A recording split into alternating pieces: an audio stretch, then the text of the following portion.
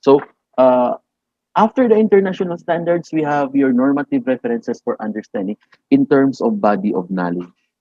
So what we have here is the Center for Internet Security, CIS, or the Center for Internet Security Control. So this is an organization in the US which provided us with the standards. And this has been existing since 2009. And mind you, they continue to provide updates. So these organizations are very, very, very credible enough to provide us the body for knowledge for internet security. And I'm sure ISO standards were cross-referenced in this body of knowledge. We also have the ETSI. We also have the ETSI, which is the ETSI Critical Security Control for Effective Cyber Defense. And we have the National Institutes for Standards and Technology from the US.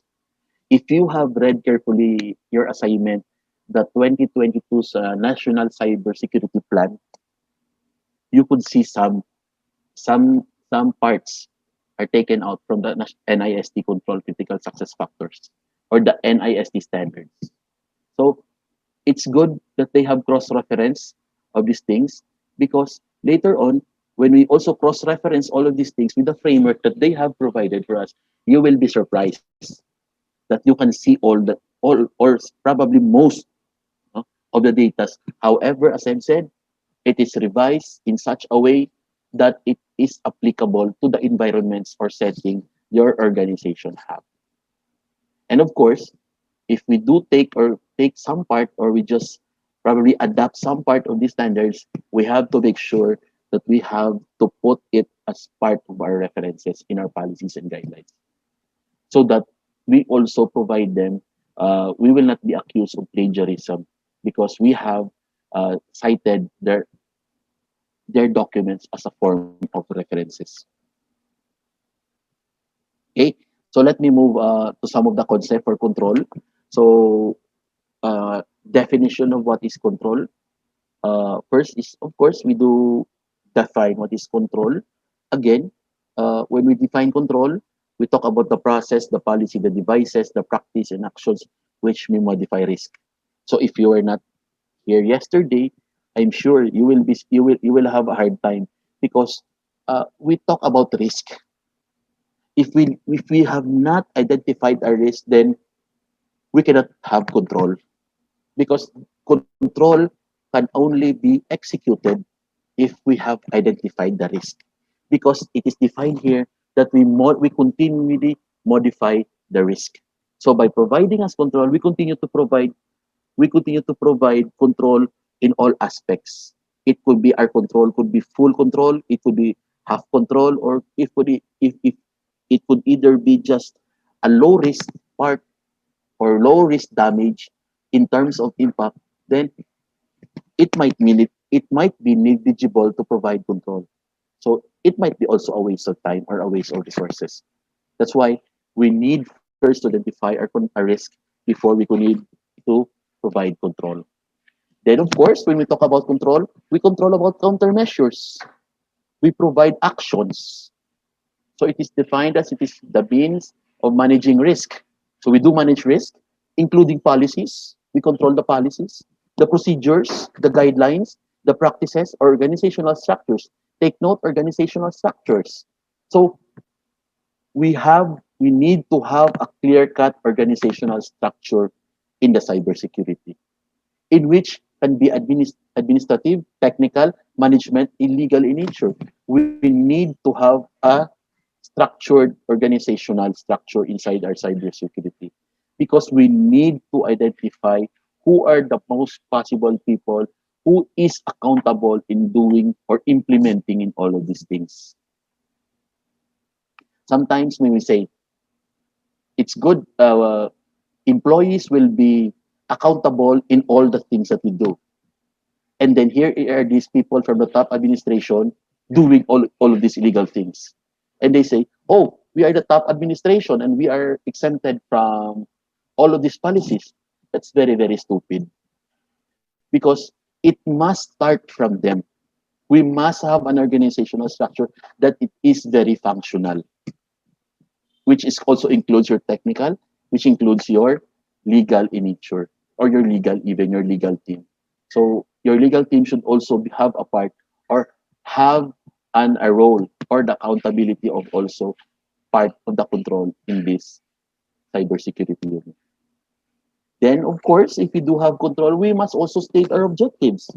We must have our control objectives, because by having a control objectives, in this way, we may be able to achieve what are the possible things that we want.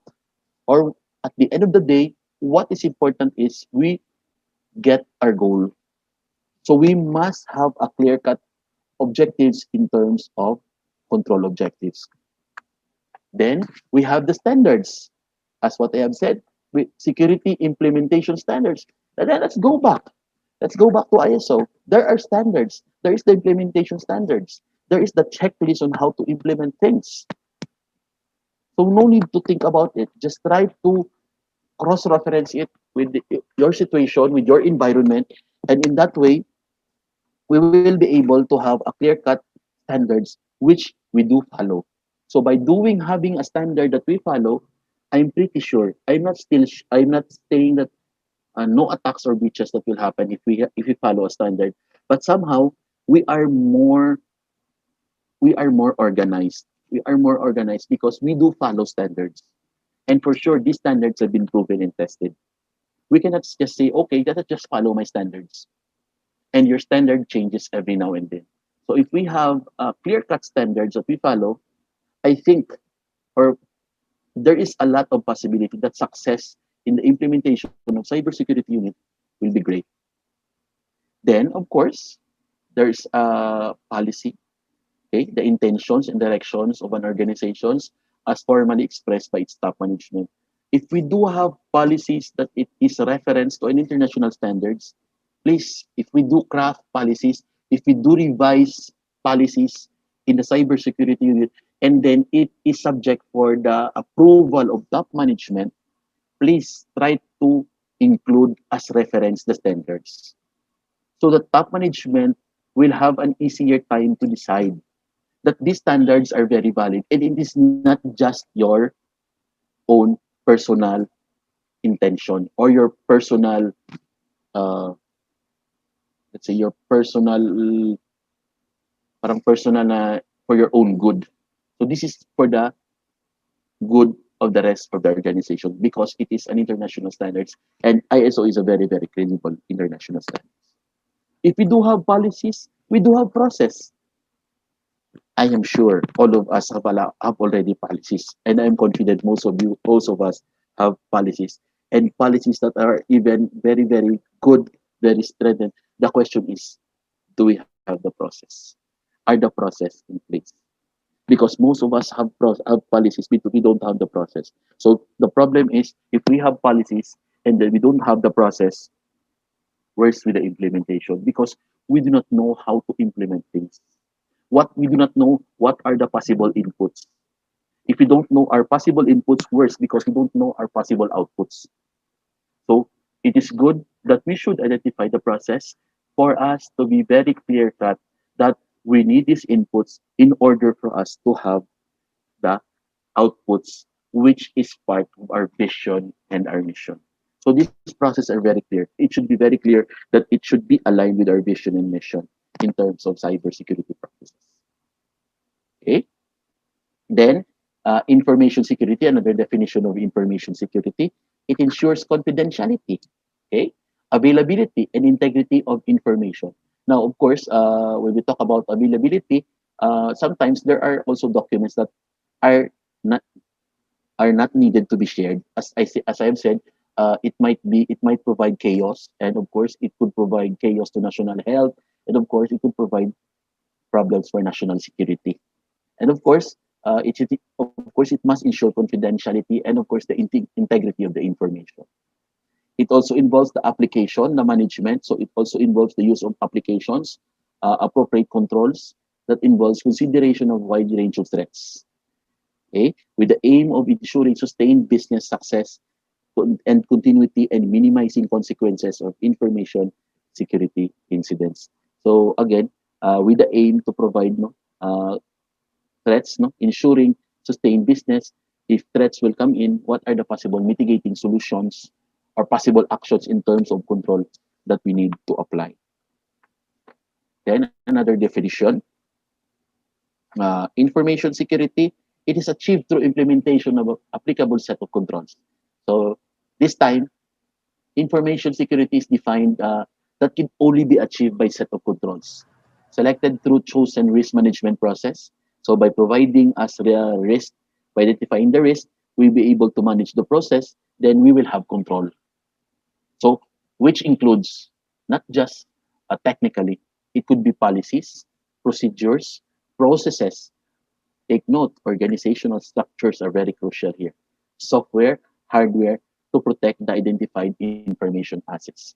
Because most of us think that when we talk about information security or cybersecurity, we just talk about the hardware and the software. Let's forget about that. Policies should be in place. Risk management process should be there. Policies, processes, procedures, because procedures will provide us or documented information that would help us implement those policies which we have. And of course, let's not forget organizational structures, because we can just easily organizational structures in 1 to 5 minutes. But let us analyze.